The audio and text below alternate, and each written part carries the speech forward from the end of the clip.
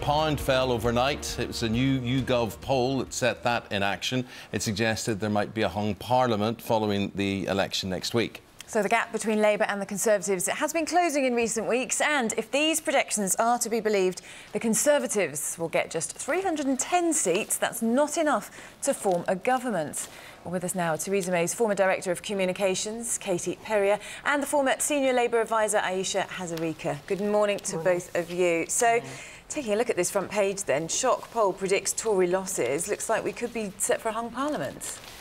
Well, the polling industry has a lot to kind of answer for after getting some of the predictions wrong on EU referendums. So this is either something you wholly believe in and you think they've got it right now, or you don't agree with. And although they've done this seat-by-seat prediction across the country... It's meant to be a more accurate projection. Absolutely. The accurate projection for going into each constituency across Britain, I don't actually buy it, and I think that... Well, I'll tell you what I think it'll be good for. It'll be very good for voter apathy, won't it?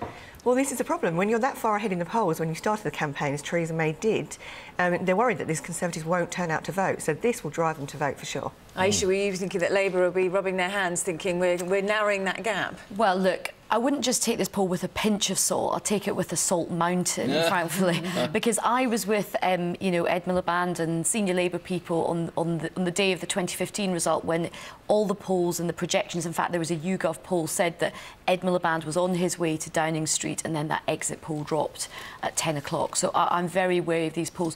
But look, there's definitely been a tightening since this election started.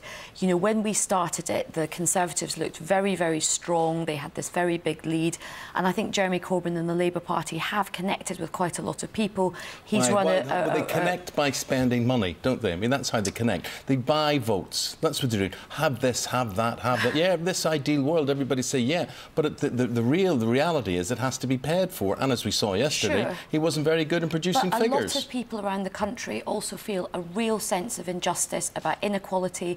They're desperately worried about investment into the health service, into education, and there's lots of issues. Investment? It's not investment, it's spending.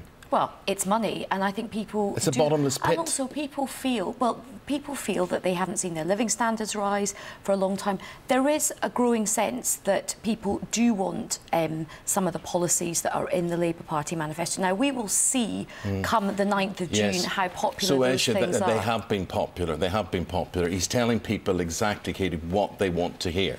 Yes, but Labour candidates across the country are actually putting it on their election literature to say that don't vote for us because Jeremy Corbyn won't become leader, vote for me because I'm going to be a great local candidate. So they're actually disassociating themselves with their own party leader on their literature. The Conservatives have tried to disassociate themselves with the Conservative brand. They tried to make the election all about Theresa May. They tried to run quite a presidential campaign. Then they hit the dementia tax. Then you actually saw Theresa May's judgment was not strong and stable. There was actually some flaws in it. So now they've reverted back. So I think, you know, both parties have got an interesting situation. The Labour brand, there's more affection for the Labour brand than there is for the Conservative brand.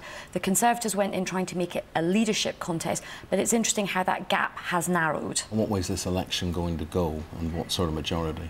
I think the Conservative Party will have a really good election in the end. I think we're looking at 80 seats. The thing is, Theresa May went into this election looking at between 40 and 50 as an absolute great success story. She did the planning, and they really thought about it before they went into it. So this is expectation management. They let it get carried away with themselves to people talking about 150 seats. There was no way that was ever going to happen. OK. I am so wary about doing predictions. I think it will be a Conservative win, but I do not think it will be a huge majority. I don't think it will be a landslide, because I think as more scrutiny has fallen upon Theresa May, I think people have actually not been that impressed with what they've seen.